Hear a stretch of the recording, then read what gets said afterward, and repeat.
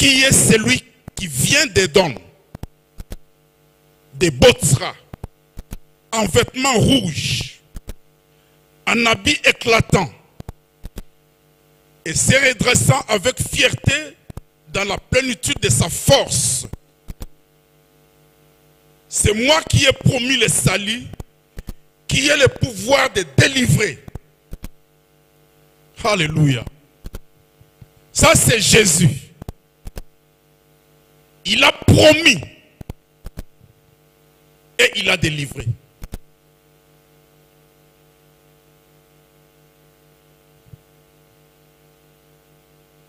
Et quand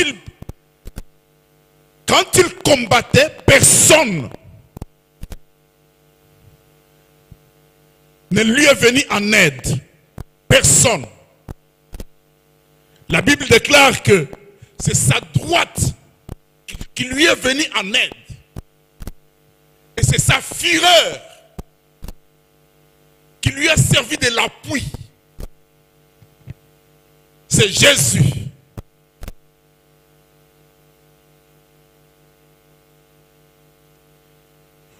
C'est la raison pour laquelle moi je le loue. C'est la raison pour laquelle je dois avoir un cœur penché à 100% pour lui.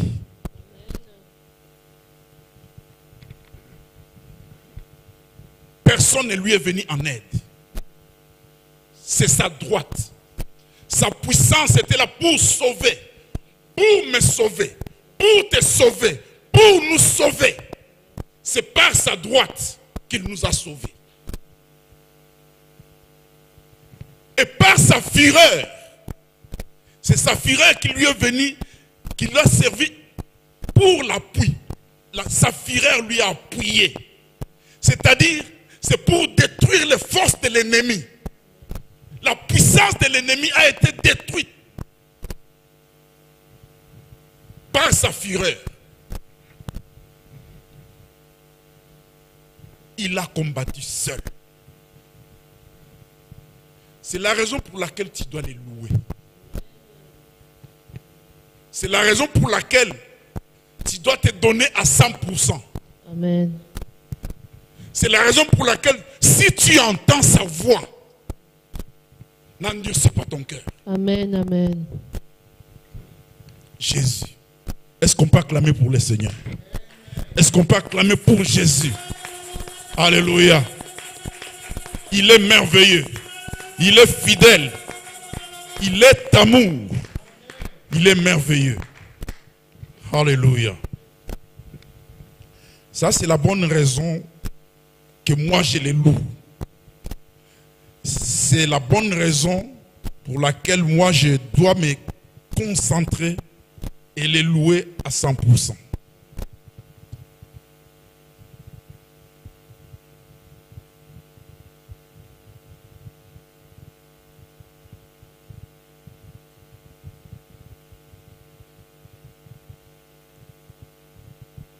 Nous allons prendre nos Bibles dans le livre de 1 Samuel,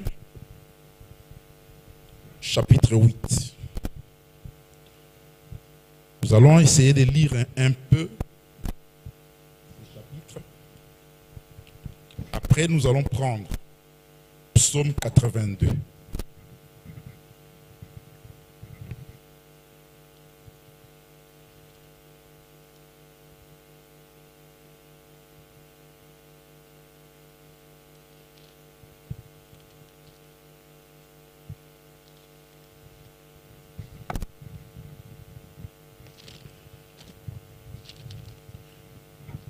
J'ai béni le Seigneur pour l'opportunité, la grâce qu'il nous a accordée. Il nous a accordé la grâce de nous tenir devant lui. Et ces privilèges, je voudrais vraiment les partager aussi avec vous parce que vous êtes aussi des privilégiés que Dieu a fait confiance aujourd'hui. Voilà pourquoi je te demanderai de tout cœur de bénir le Seigneur. Parce qu'il nous accorde grâce. Seigneur, je te bénis, je te loue pour cette opportunité. Je me laisse, Seigneur, conduit par ton esprit. C'est à travers les humains que toi, tu parles. Je voudrais, Seigneur, être un instrument dans lequel, Seigneur, tu vas passer ton message. Laisse que, Seigneur, tout un chacun qui entendra de ta part, qu'il soit béni. Car ta parole vient pour guérir, pour sauver, pour délivrer. Laisse que cela soit ainsi dans le nom de Jésus. Amen. Et nous allons prendre nos Bibles dans 1 Samuel, chapitre 8. À partir du premier verset. Est-ce qu'on peut se lever pour lire la parole de Dieu? Toi aussi qui es en ligne, tu peux te lever pour lire la parole de Dieu. Honore la parole de Dieu parce que c'est à travers la parole que nous avons été créés. Toute chose a été créée par la parole de Dieu. Et toute chose est soutenue par la parole. 1 Samuel, chapitre 8, premier verset. Lorsque Samuel devient vieux, il établit ses fils juges sur Israël.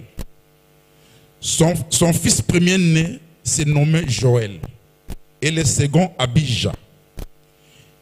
Ils étaient juges à Beer-sheba. Les fils de Samuel ne marchèrent point sur ses traces. Ils se livraient à la cupidité, recevaient des présents et violaient la justice. Tous les anciens d'Israël s'assemblèrent et vinrent auprès de Samuel à Rama.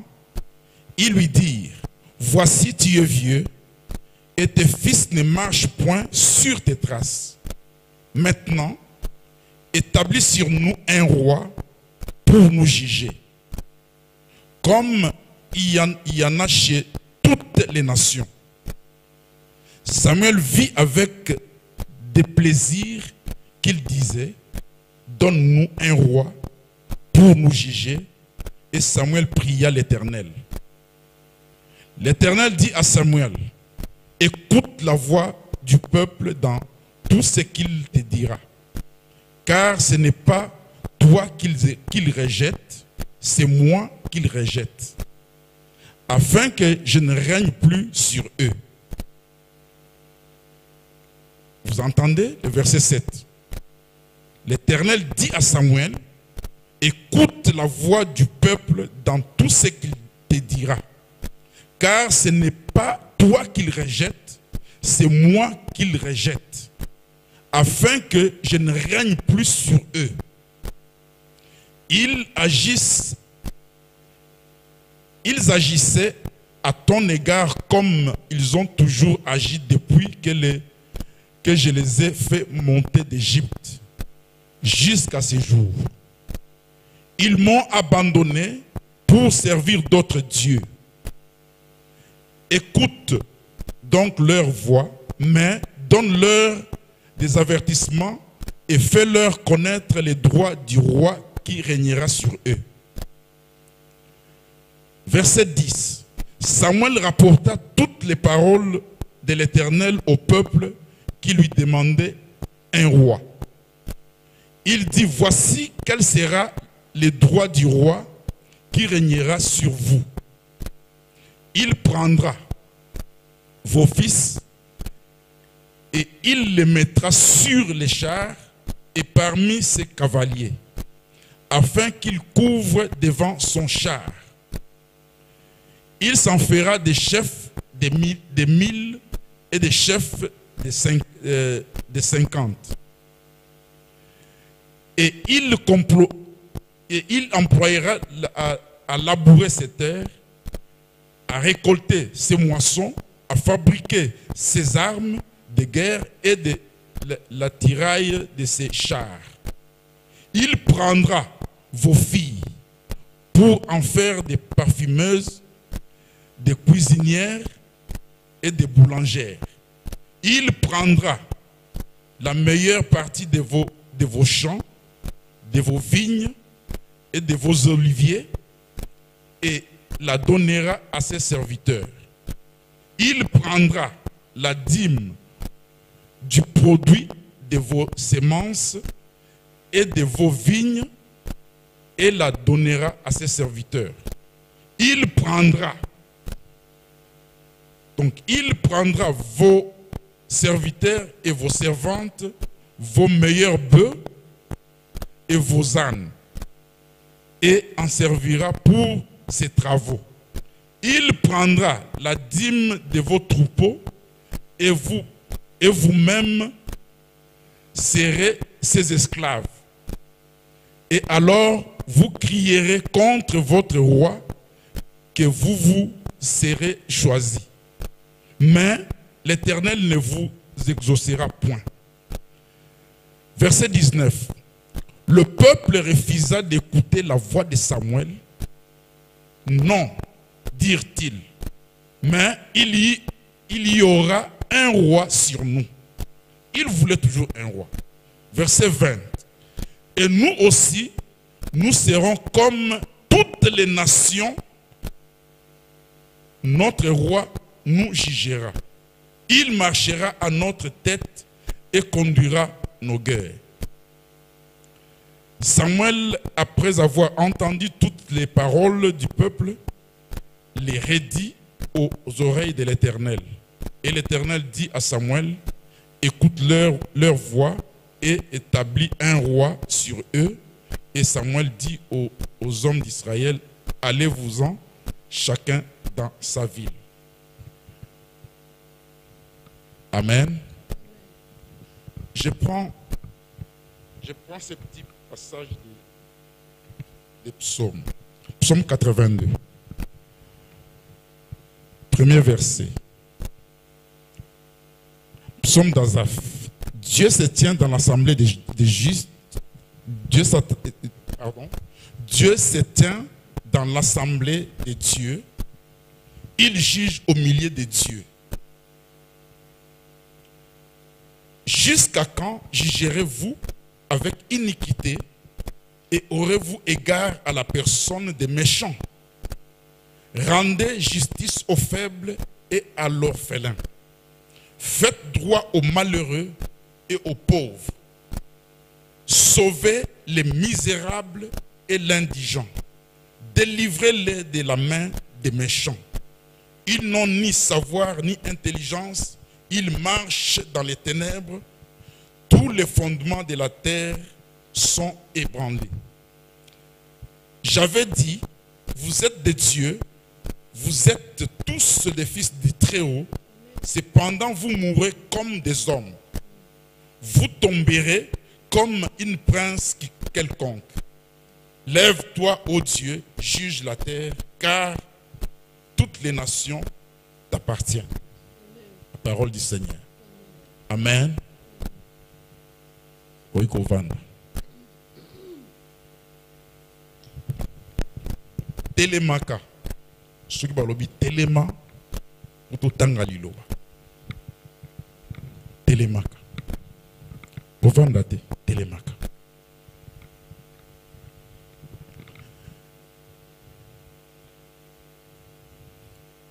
Nous prenons les livres de Samuel. Nous revenons dans ces livres. La Bible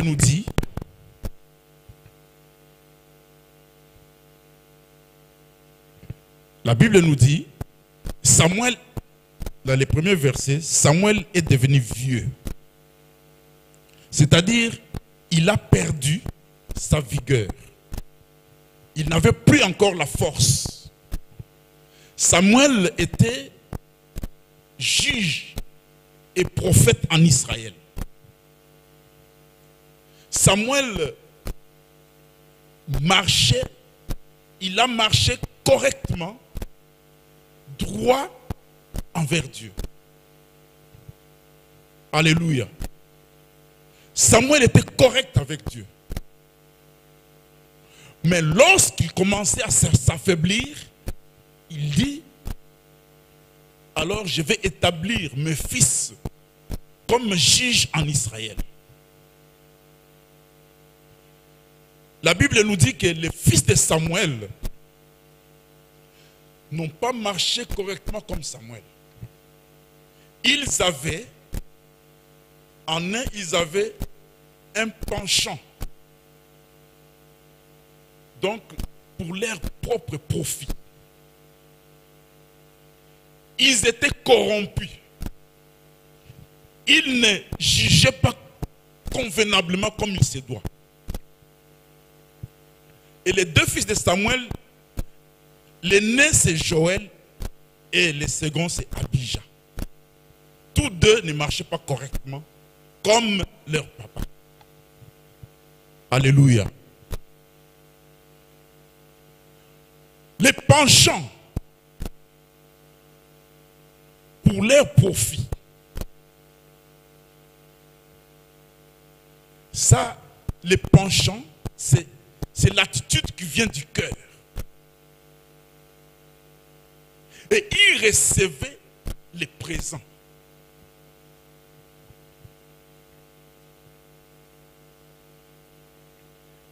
Ça, c'est l'acte qu'ils posaient. De mauvais actes. Et cela était atteinte au droit. C'est vraiment une faute grave pour un juge. Alléluia. Bien-aimés, quand nous lisons la Bible, nous comprendrons que les lois de ce monde, ont été inspirées, donc ont été tirées dans la Bible. Sauf qu'aujourd'hui, on commence petit à petit à changer quelques lois. Alléluia. Les droits, c'est l'affaire de Dieu. Les juges d'Israël. Alors,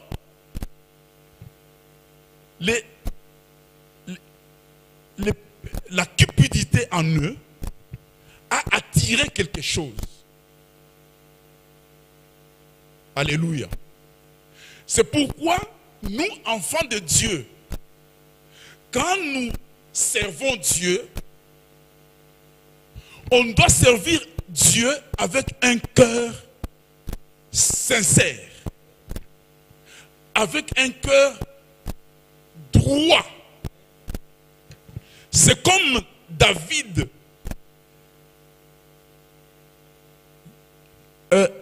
Lorsque Salomon devait passer à la royauté, il lui a dit, tu dois connaître les dieux de ton père et tu le serviras avec un cœur sans partage.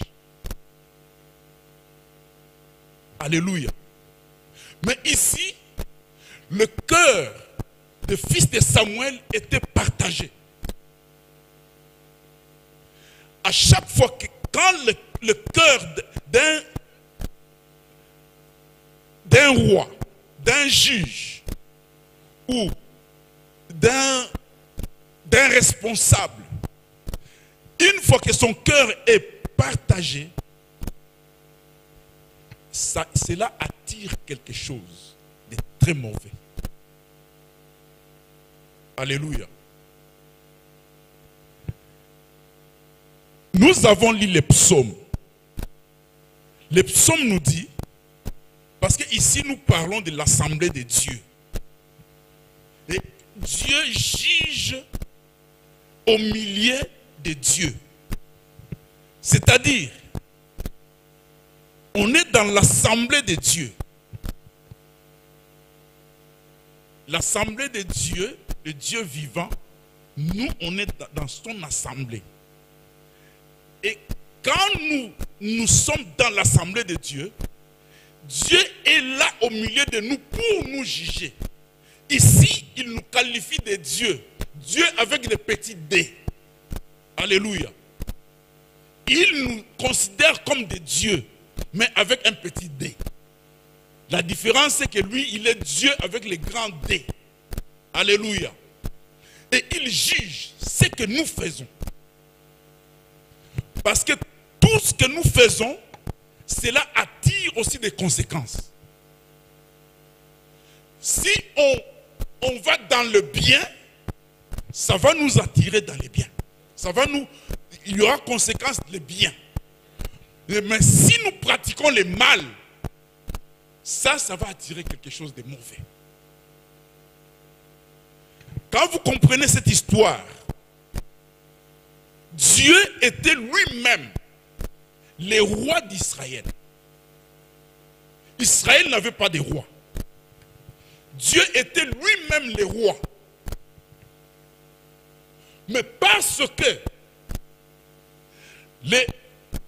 les juges établis par Samuel, ayant un cœur partagé, parce qu'en eux, il y avait la cupidité. Bien aimé, la Bible nous dit dans Colossiens que la cupidité, c'est l'idolâtrie.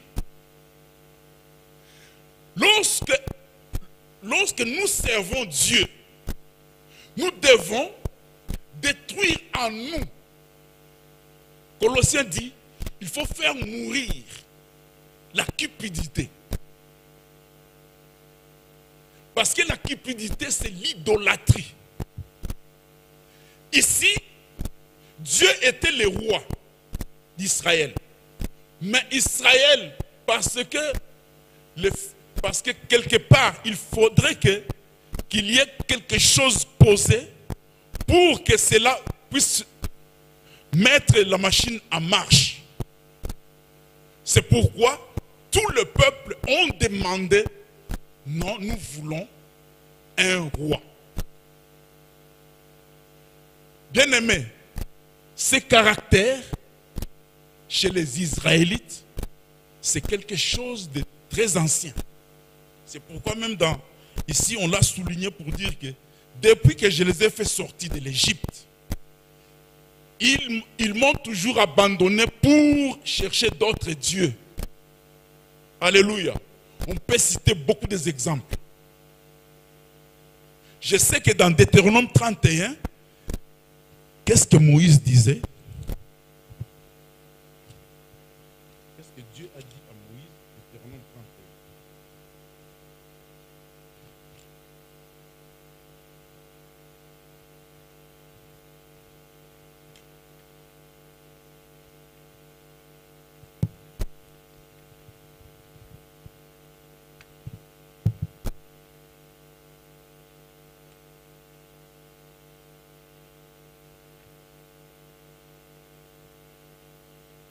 L'Éternel dit à Moïse, voici, tu vas être couché avec tes pères, et ce peuple s'élèvera et se prostituera.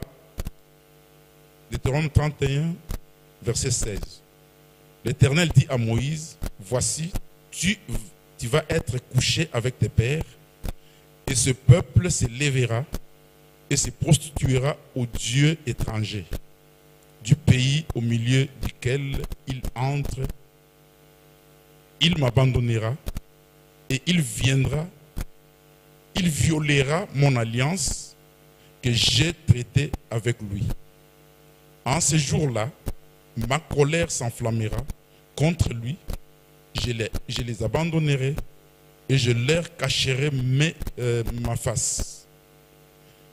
Il sera dévoré, il sera la proie d'une multitude de maux et d'affliction, et alors il dira, n'est-ce point parce que mon Dieu n'est pas au milieu de moi que ces maux m'ont atteint. Et moi je cacherai ma face. Ici un peu plus loin, qu'est-ce que Dieu a dit à Moïse? Il dit, au verset 19, il dit, maintenant, écrivez ces cantiques enseigne-les aux enfants d'Israël, mets-les dans leur bouche, et que ces cantiques me servent de témoignages contre les enfants d'Israël. Alléluia. C'est-à-dire, Dieu a ordonné à Moïse d'écrire un cantique. Et cantique, c'est-à-dire, il chantait un chant. Parce que quand on apprend un chant, le chant reste collé. Alléluia. Donc, ils ont appris un chant que nous allons, donc, nous abandonnons, si nous abandonnons l'Éternel, il va nous délaisser et nous souffrirons. Donc, ces cantiques étaient dans ce sens-là. Et il les chantait. Parce que quand on chante, les chants restent dans le cœur, dans la mémoire. Alléluia. Parce que retenir un chant, c'est plus facile que retenir les paroles comme ça. C'est pourquoi il a ordonné à Moïse, tu dois écrire un chant. Comme ça, ils vont le chanter chaque jour. Alléluia. Et ça va rester en eux. Et ce chant me servira comme témoin contre eux-mêmes. C'est ce que Dieu a dit. C'est pourquoi ici on nous répète que ils sont toujours comme ça.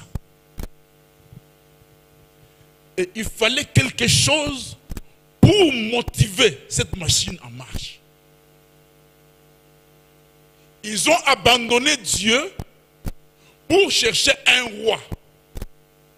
Souvenez-vous, lorsque Moïse est monté sur la montagne, 40 jours, 40 nuits, ils se sont dit, nous ne savons pas ce qui est arrivé à Moïse. Alors, ils ont commencé à tourmenter, à embêter Aaron. Fabrique-nous un Dieu. Puisqu'ils voulaient voir un Dieu. Alléluia. Eux, ils veulent voir un Dieu. Et c'est pourquoi ils ont fait, avec Aaron, ils ont fait les veaux d'or. Alléluia. Je crois que l'histoire, tout le monde connaît. Les veaux d'or. Quand Aaron a fabriqué les veaux d'or, ils ont adoré. Ils ont fait des sacrifices. Ils ont fait tout ce qu'il fallait. Donc ils ont rendu vraiment un culte à ces dieux. Alléluia.